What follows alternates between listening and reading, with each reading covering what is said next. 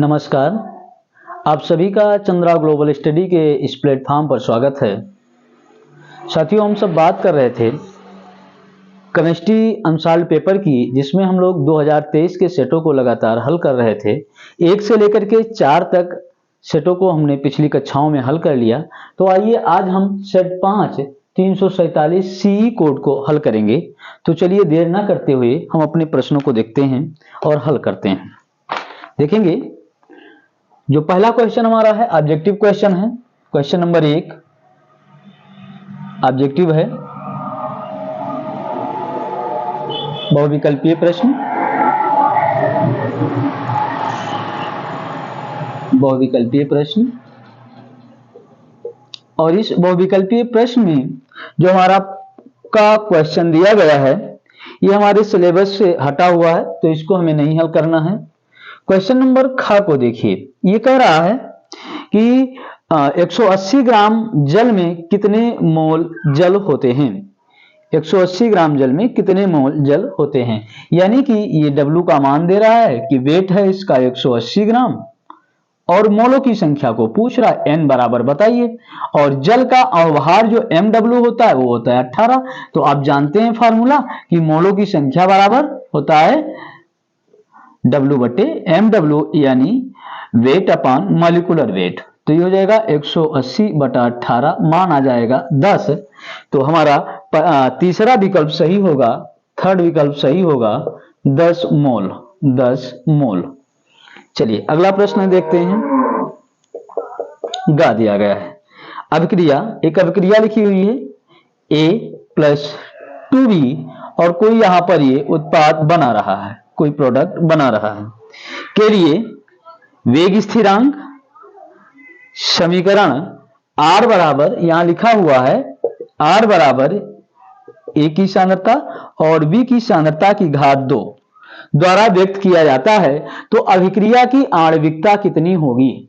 तो यहां पर आप देखेंगे आणविकता हम इसके अणुओं की संख्या से निकाल लेते हैं। तो आणविकता जो हमें इसकी मिलेगी, आणविकता यहां B के 2 अणु और A के 1 अणु है, तो टोटल मिल जाएगी आणविकता हमें 3। तो इस लिए हमारा विकल्प जो सेकंड होगा वो सही होगा 3। ये हमारा विकल्प सही होगा गा का। चलिए हम देखते हैं अगला क्वेश्चन नंबर घ। लिखा है कैनिजारो अभिक्रिया द्वारा फॉर्मेल्डिहाइड बनाता है।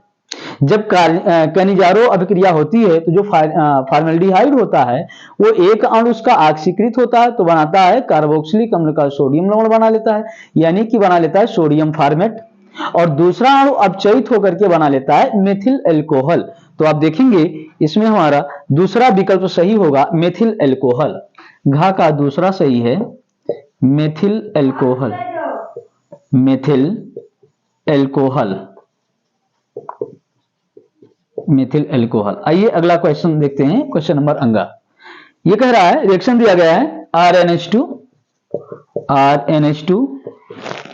Plus CHCl3 plus 3KOH gives that, ये बनाता है RNC plus 3KCl plus 3H2O।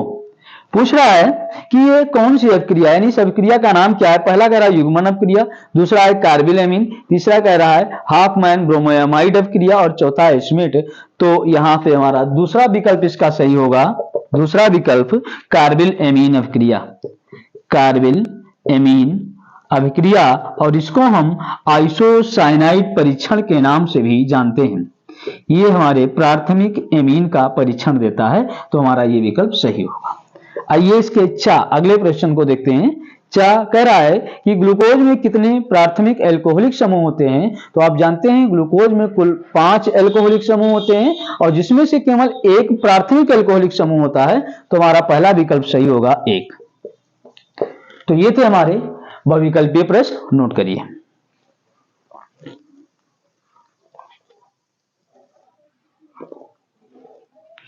उम्मीद है आपने इसे लिख लिया होगा। तो चलिए अब हम देखते हैं क्वेश्चन नंबर 2 को।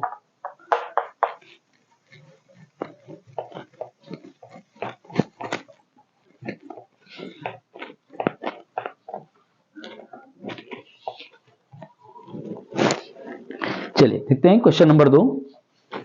क्वेश्चन नंबर 2 में जो का दिया गया है सिलेबस से हटा हुआ है तो इसको नहीं करना है, 2 का खा हमें हल करना है, 2 का खा।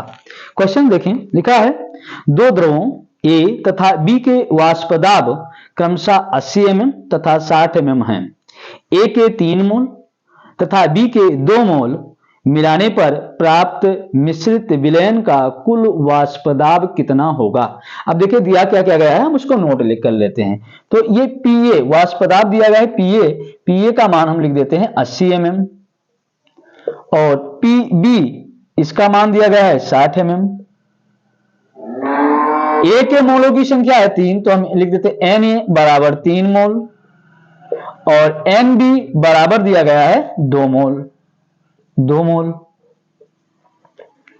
कुल वाष्पदाब यानी कैपिटल पी हमें पूछ रहा है, या पीटी करके लिख दीजिए कि टोटल प्रेशर कितना होगा। तो यहां से सूत्र लिखेंगे हम, इसका हल करेंगे, सॉल्यूशन लिखें। चूंकि मिश्रित विलयन का वाष्पदाब, मिश्रित विलयन का कुल वाष्पदाब यानी पीटी बराबर सूत्र लिख लेंगे कि PA into NA plus PB into NB बटे एनए प्लस एनबी, ये फार्मूला होता है और इसी फार्मूले पर हम वैल्यू इसका रख देंगे और हमें टोटल प्रेशर मिल जाएगा। तो पीए का मान है 80, एनए है 3 प्लस पीबी है 60, एनबी है 2 बटे 3 प्लस 2। हल करोगे तो 8 त्रिक 24 240 प्लस 6 दूनी 12 120 बटे 5। सॉल्व करोगे तो ये हो जाएगा 4 2 6 2 1 3 बटा 5 और सॉल्व करोगे तो 5 7 35 1 5 दूनी 10, तो ये आएगा 72 mm। यही हमारा आंसर हो जाएगा, इसको नोट करिए।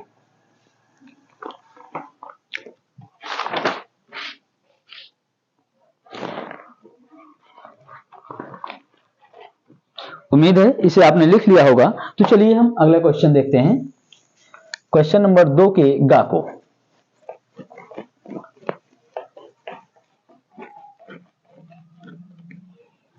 चलिए देखते हैं क्वेश्चन नंबर 2 का गा। क्वेश्चन नंबर 2 का गा दिया गया है, गा लिखा हुआ है सिल्वर नाइट्रेट के घोल में कॉपर की छड़ डुबाने पर घोल का रंग नीला क्यों हो जाता है, व्याख्या कीजिए। घोल का रंग नीला क्यों हो जाता है, व्याख्या कीजिए। तो चलिए इसका उत्तर करके और आप लिखेंगे, इसमें उत्तर करके लिखेंगे,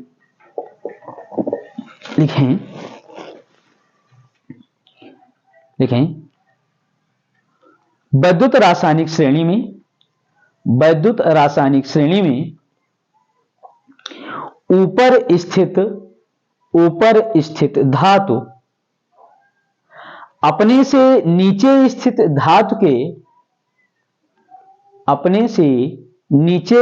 धातु के लवण के जलीय विलयन से उस धातु को विस्थापित कर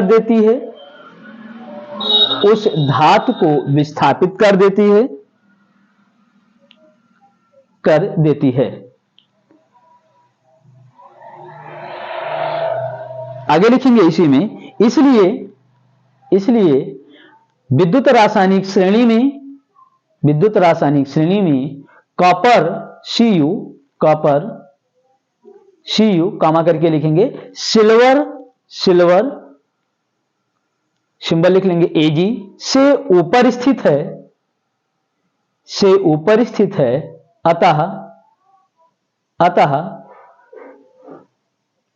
अतः सिल्वर को विस्थापित कर देता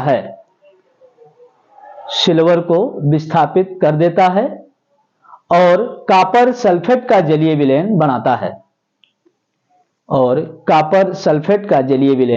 बनाता है।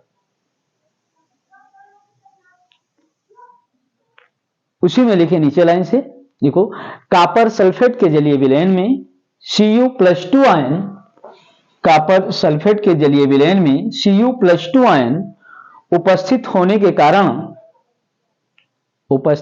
के कारण यह विलयन नीले रंग का हो जाता है। Cu+2 आयन उपस्थित होने के कारण यह विलयन नीले रंग का हो जाता है। आइए रिएक्शन देखते हैं इसकी। ये कह रहा है कि ये Cu है और जब ये AgNO3 सिल्वर नाइट्रेट के विलयन में इसको डाला जाता है तो ये बना लेता है CuNO3 का होल ट्वाइस। यहां पर हम इसके 2 लिख देते हैं और +2 Ag, ये अलग हो जाता है। अब देखिए यहां पर जो ये CuNO3 का होल ट्वाइस है, ये अपने जलीय विलयन में बनाता क्या, ये Cu+2 आयन के रूप में यहां पर Cu+2 आयन के रूप में उपस्थित हो जाता है और 2NO3- आयन के रूप में अलग रहता है। और ये जो Cu+2 आयन है, इस आयन का रंग होता है नीला, ये नीले रंग का प्राप्त होता है, इसीलिए पूरा का पूरा विलयन हमें नीले रंग का प्राप्त हो जाता है। नोट करें इसे।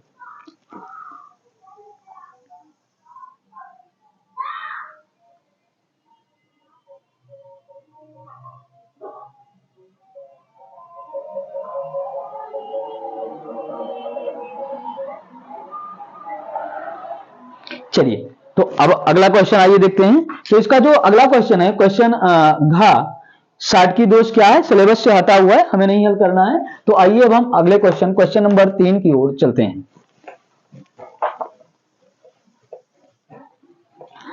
देखेंगे क्वेश्चन नंबर 3 में, क्वेश्चन नंबर 3 में का और खा इन दोनों पर स्टार बना हुआ है कि ये आपके सिलेबस में नहीं है, तो हमें इसको नहीं हल करना है। इसी जो खा में एक दूसरा दिया गया है, खा का दूसरा देखेंगे, तीसरे के खा का दूसरा और दूसरे में क्या रहा है कि तारपीन के तेल के साथ क्लोरीन की होने वाली अभिक्रियाओं के रासायनिक समीकरण को लिखिए। तो केवल यहां पर एक रासायनिक समीकरण को आपको दिखा देना है, आप लिख लेंगे। क्योंकि तारपीन के तेल का सूत्र होता है C10H16 और कह रहा है कि इसकी क्लोरीन के साथ होने वाली अभिक्रिया, तो 8Cl2 के साथ जब इसकी अभिक्रिया होती है, ये 16 है, तो जब इसकी क्रिया होती है तो ये बना लेता है 16HCl और +10C, ये कार्बन हमें प्राप्त हो जाता है, ये सॉलिड स्टेट के रूप में हमें मिल जाता है। तो ये हो जाएगा हमारे खा का दूसरा। और अब इसी क्वेश्चन नंबर 3 के हम गा क्वेश्चन को हल करेंगे। और गा में कह रहा है कि उपसह संयोजन यौगिक, एक यौगिक दिया गया है यहां पर CuNH3 का होल 4 SO4 में कॉपर की ऑक्सीकरण संख्या ज्ञात कीजिए। तो चलिए यहां पर देखते हैं, जब हम कॉपर की ऑक्सीकरण संख्या ज्ञात करेंगे तो सूत्र होता है, कॉपर का हम मान लेंगे कि X है, अमोनिया का हो जाएगा 0 और यहां सल्फेट का समूह का आप जानते हो -2 होता है, तो X बराबर आ जाएगा +2। अतः कॉपर की ऑक्सीकरण संख्या 60 में लिख देते हैं ON, यानी X बराबर +2, यही हमारा आंसर हो जाएगा। नोट करें। और इसी तीसरे में घा करके दिया गया है, क्वेश्चन नंबर 3 का घा। और क्वेश्चन नंबर 3 के घा में लिखा हुआ है कि ग्लूकोज की ब्रोमीन जल के साथ होने वाली अभिक्रिया का रासायनिक समीकरण लिखिए। तो देखते हैं ग्लूकोज की ब्रोमीन जल से कैसा क्रिया होती है, यहां पर रासायनिक समीकरण लिखना है। तो सबसे पहले आप इसका ग्लूकोज की ब्रोमीन जल Br2 जल से क्रिया लैंग्वेज लिखेंगे, इसमें लिखें ग्लूकोज की ब्रोमीन जल से क्रिया कराने पर यह ऑक्सीकृत होकर ग्लूकोनिक अम्ल बनाता है। आइए रिएक्शन देखते हैं। ये है ग्लूकोज CHOH का होल 4 और CH2OH ग्लूकोज है,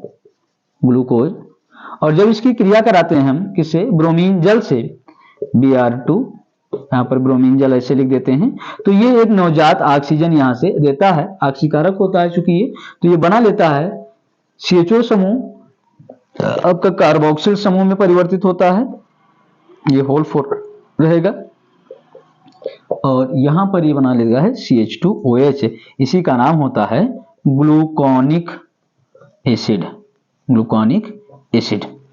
तो इस तरह से हमारा ये 3 क्वेश्चन कंप्लीट होता है। तो इस वीडियो में हम यहीं तक हल करते हैं, इसके अगला पार्ट हम अगली कक्षा में हल करेंगे, अगले वीडियो में हल करेंगे। तो उम्मीद करते हैं ये आपको अच्छी तरह से समझ में आया होगा। तो आप सभी तब तक के लिए अपना ख्याल रखें। धन्यवाद। जय हिंद।